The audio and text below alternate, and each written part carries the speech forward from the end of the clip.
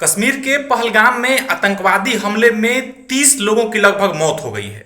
और जानते हैं आतंकवादियों ने इन लोगों के ऊपर कैसे हमला किया और किस तरीके से चुन चुन करके इनको मौत के घाट उतारा गया। आतंकवादी वहां जितने भी सैलानी थे जो कश्मीर में घूमने के लिए गए थे उनसे उनका नाम पूछ रहे थे, और नाम से जैसे ही आतंकवादियों को यह स्पष्ट होता था कि सामने वाला हिंदू है तो फिर उसके सीने में गोली उतार दी जाती थी। और इतनी दर्दनाक मौत उन सारे लोगों को बीच में खड़ा करके दिया जाता था कि आपको उसका वीडियो देख करके, उसका फोटो देख करके आपका कलेजा कांप जाएगा। और जो लोग ये कहते हैं कि आतंकवाद का कोई धर्म नहीं होता है, ये भटके हुए लोग हैं। उनको ये पता होना चाहिए कि मारने वाले सारे मुसलमान थे आतंकवादी, और सिर्फ मार रहे थे हिंदुओं को चुन चुन करके। और ऐसा नहीं है कि पहली बार हुआ है। देश में जब कहीं भी आतंकवादी घटनाएं होती हैं जिसमें लोगों को अपनी जान गंवानी पड़ती है, उसके बाद लोग कहते हैं कि आतंकवाद का कोई धर्म नहीं होता है।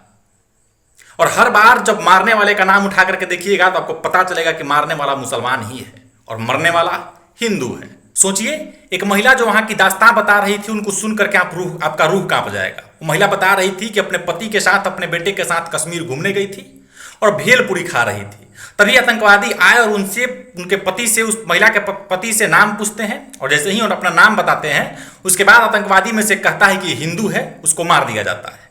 अपने पति की मौत को देख करके वो औरत कहती है कि जब मेरे पति को मार दिए तो मुझे भी मार दो।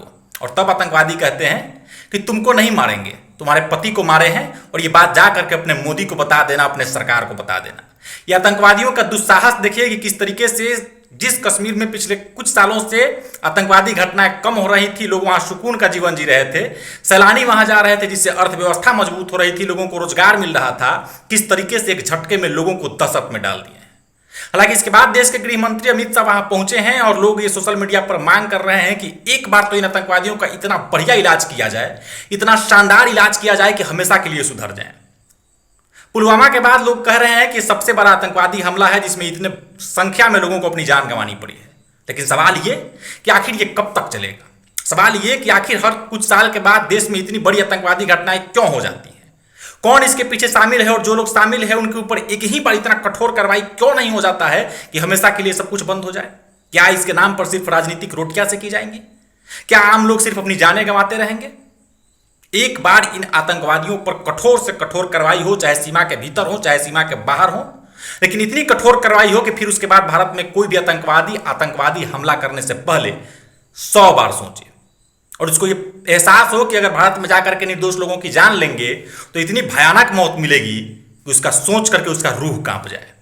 और लोग अब उम्मीद कर रहे हैं सरकार से कि जरूर कोई सरकार बड़ा फैसला लेगी। गृह मंत्री वहां पहुंचे हैं घटनास्थल पर, और उसके बाद कश्मीर में, उसके बाद वहां के मुख्यमंत्री हैं पहुंच रहे हैं वहां पर, तो सब लोग मीटिंग कर रहे हैं। लेकिन सोशल मीडिया पर लगातार ये लोग मांग कर रहे हैं कि कठोर से कठोर सरकार कदम उठाए, और सीमा के भीतर चाहे सीमा के बाहर जो लोग भी इसके लिए दोषी हैं उन पर इतना कड़ा प्रहार किया जाए कि उनका कमर टूट जाए।